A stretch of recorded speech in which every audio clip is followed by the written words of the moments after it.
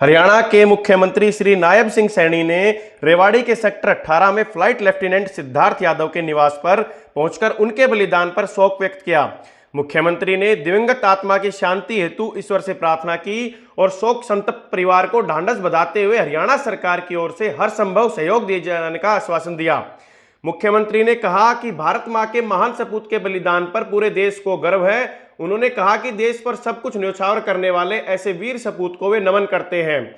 शहीद सिद्धार्थ का बलिदान हमेशा युवाओं को देश सेवा के लिए प्रेरित करता रहेगा।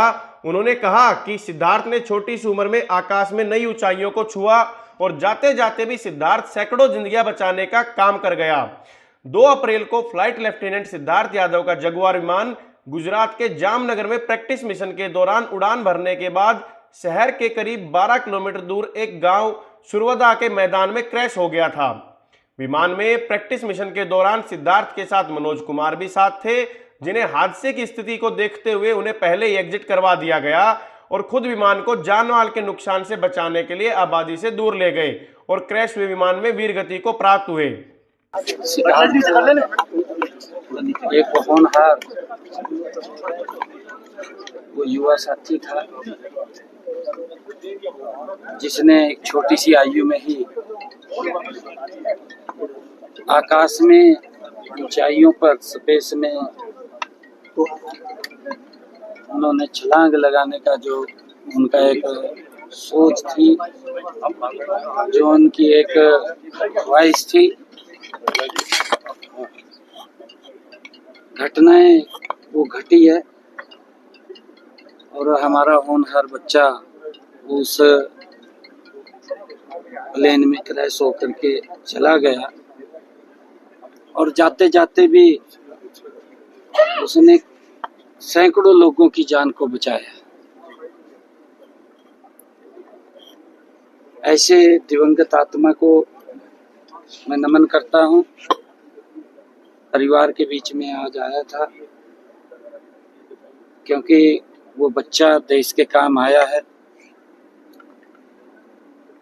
और परमपिता परमात्मा क्योंकि जैसी उसकी रचना है, हम ये मानते हैं कि उसका साथ शायद हमारे साथ इतना ही होगा। परिवार को जो दुख हुआ है, मित्रों को, रिश्तेदारों को, मैं परमपिता परमात्मा से ये प्रार्थना करूंगा कि उस दुख को सहन करने की शक्ति दे और सिद्धार्थ को अपने चरणों में स्थान दे। सिद्धार्थ का नाम हमेशा हमारे बीच में रहेगा।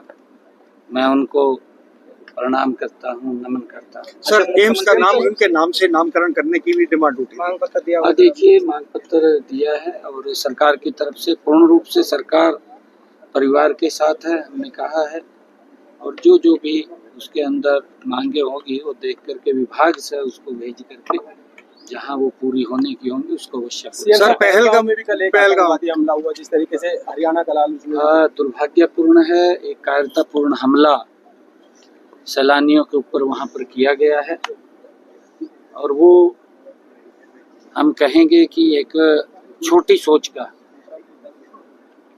ये हमला है, परंतु इसके पीछे कहीं ना कोई बड़ी ताकतें, शक्तियां हैं।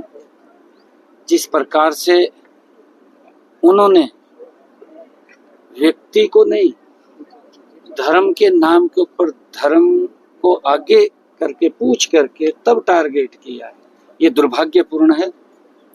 ऐसे लोगों को बिल्कुल भी बख्शने का सवाल नहीं है और जब तक ऐसे लोगों को सजा नहीं मिल जाती, जिस सजा के वो हकदार हैं, कि आने वाले समय के अंदर भी कोई व्यक्ति इस प्रकार का कोई कुकृत्य करे तो पहले 4 बार सोचे, इस प्रकार की सजा उनको मिले, तय किया है सरकार ने लगे हुए। सीएम साहब, जम्मू कश्मीर सरकार ने मृतकों के परिजनों को 10-10 लाख रुपए देने का ऐलान किया है। हरियाणा सरकार किस तरीके से सपोर्ट करेंगे, क्योंकि हरियाणा के लोग भी वहाँ नहीं, हम भी देखिए ऐसा नहीं है, क्योंकि परिवार के लोगों की हेल्प करना हमारा दायित्व है, हम करेंगे। करनाल पहुँच रहे हैं सर? हाँ, अभी जा रहा हूँ।